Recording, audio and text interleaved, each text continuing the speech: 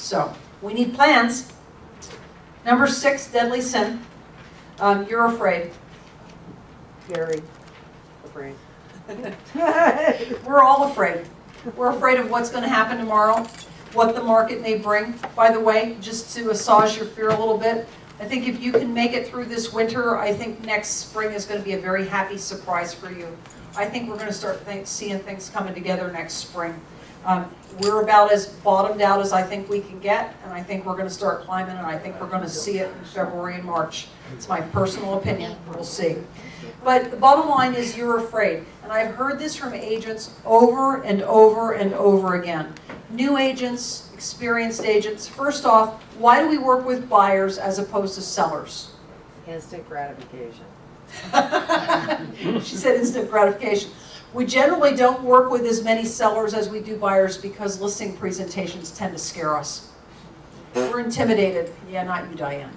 But a lot of us are intimidated to sit across the table from a seller and tell them, this is what I think your house is worth, and this is what I'm going to do to earn my money. Because, this goes back to plan, you don't have a listing presentation. Or you've not done a listing presentation, or it's been a long time, and it's uncomfortable. Whereas buyers, you put buyers in the car, you know, they climb in, they climb out, they buy, they don't buy, but there's more, it seems that buyers are a little bit easier to work with. Don't be afraid. Salespeople, good salespeople are risk takers. And if you're not a risk taker, this is not the business for you. And the risk is not huge. I once did a CMA on a house. It was the wrong house. Okay? I got out there, and when I pulled up, I realized it was the wrong house because the house I did the CMA for was a 2-story. This was a 1-story.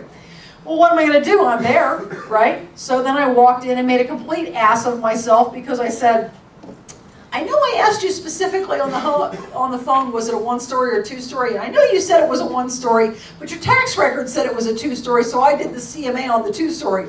Duh. The guy looked at me like I was. You're the neighbor. He looked at me like I was out of my mind. He's like, do you think I don't know whether I live in a 1-story or a 2-story? It was a complete waste of time. I felt like a total idiot, and obviously I didn't get the listing. Where was the camera? You know, it was probably hidden there somewhere. Yeah. Anyway, don't be afraid to make a fool of yourself. Don't be afraid to take a chance.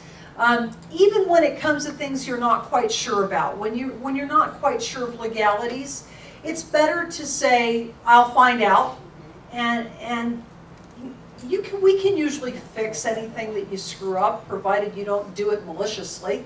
You know, if you say something wrong, you can usually go back and correct it, maybe with some egg on your face. But don't be afraid. Don't be afraid. I hear a lot. I'm afraid of knocking on doors. I'm afraid. What are they? They're not going to bite you. I mean, yeah, there's probably a serial killer somewhere here in the Inland Empire that if you knocked on his door, he may reach out and grab you. But I don't think so. I'm not done. I've never had that happen. I know of one person who's had a bad experience, and she lived. So anyway, don't be afraid. And then the last thing is you're unprepared. I thought about this last week because I had a client, someone that my kids grew up with, who wanted to buy a house. She wanted to buy a house in, oh God, Banning, Cherry Valley, Yucaipa, or Highland. Could you pick a freaking city? No, you want to be, we really want a view. Okay, great. So I'm going to go show property. I've sold one house in Banning in my entire lifetime. Anybody ever hear of the Banning Bench? The Banning Bench is an area way back at the back of Banning, and it faces the foothills, and it's a beautiful little area back there. I got intimately acquainted with it. I'd never been back there. And from there, I was supposed to go to Cherry Valley when I realized my nav system doesn't recognize Cherry Valley. So now I'm trying to punch it in on my phone. I'm trying to punch that in on the map function, and I keep driving off the road because they're following me, of course. And I thought, what? And then I get to Cherry Valley, and then of course they don't want to look at the house, one of the houses in Yucaipa, but they wanted to go back to the one we skipped. So now I'm trying to map that backwards. And you know what kept resounding in my mind? You're so unprepared. Yeah. You're so unprepared. Why didn't you? And why didn't I maybe drive the route the day before? why didn't I map this out another way? Why didn't I do a MapQuest with it just as a backup? I mean, why I depended upon my nav system and it failed me.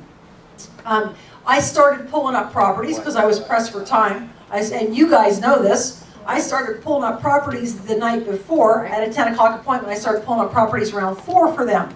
I started calling agents. I called 6 properties. How many agents do you think answered the phone? Yeah, one. And she was, that was only because I know her. So then I'm like, okay, I'm supposed to show property tomorrow at 10 o'clock, and I'm totally unprepared. I'm going to all these places, I don't know where I'm going, and nobody's calling me back. And it worked out okay only because I called each agent like 4 or 5 times that night till about 9 o'clock and finally got answers back from them. But I kept thinking, you're so unprepared. And I kept thinking, you know what? New agents wouldn't do this.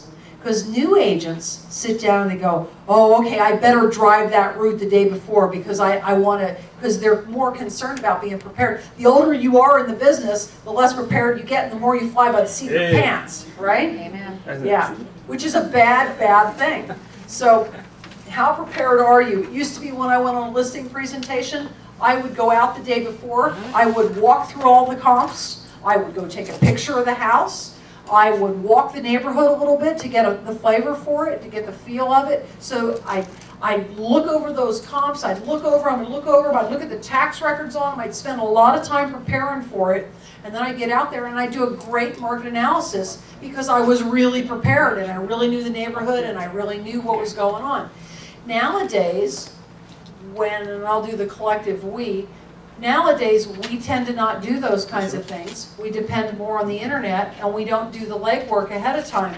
And I'm struck by the article that I saw on the internet yesterday that said real estate agents are among the most hated profession. They think we're they think we don't do anything for our money.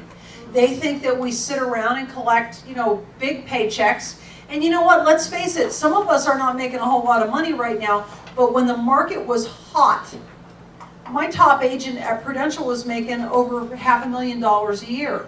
When you have a high school education and no particular skills or talents, I mean none that are developed, is $500,000 a little bit like a lot of money to be making?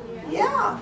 So that's what the public sees, and they think we all make $500,000 and they think we're not good for it. They think we don't know what we're talking about. They don't think we're prepared. So that struck me when I was thinking about me and my unpreparedness on that transaction last week. So, by the way, they did buy the second house I showed them now. Yeah. So you locked him in there and you left? Yeah. Pretty much what. I had to go back to Cherry Valley and show it to him again on Friday night. Yeah. Okay, so what I want to say is, there's nobody in this room that can't be successful in real estate. There's absolutely not one person in here that can't be successful in real estate. Now, some of you may have to face some really unhappy truths about yourselves. Some of you may have to break some really bad habits that you've fallen into. Some of you may have to create some good new habits.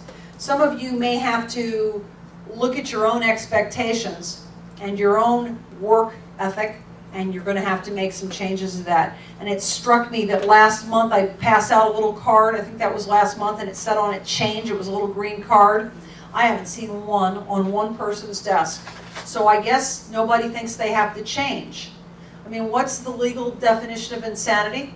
Keep doing the same thing and expecting different results. Exactly. We're good at it. So if you keep doing the same thing over and over again, and you're getting the same results, duh! You're going to have to make some changes if you want to make some money in this business. Or unless you're doing what you're needing to be doing and you're making the money. But if you want help, I'm here to help you. I'll sit down with you. I'll point out some painful truths to you. I'll tell you what you should be doing. You may not like it, but ultimately you'll be successful if you follow my advice. That's what I'm here for. So my goal is to make you successful. My goal is to see happy smiles. And my goal is to give you lots of paychecks. And that's what I want to do.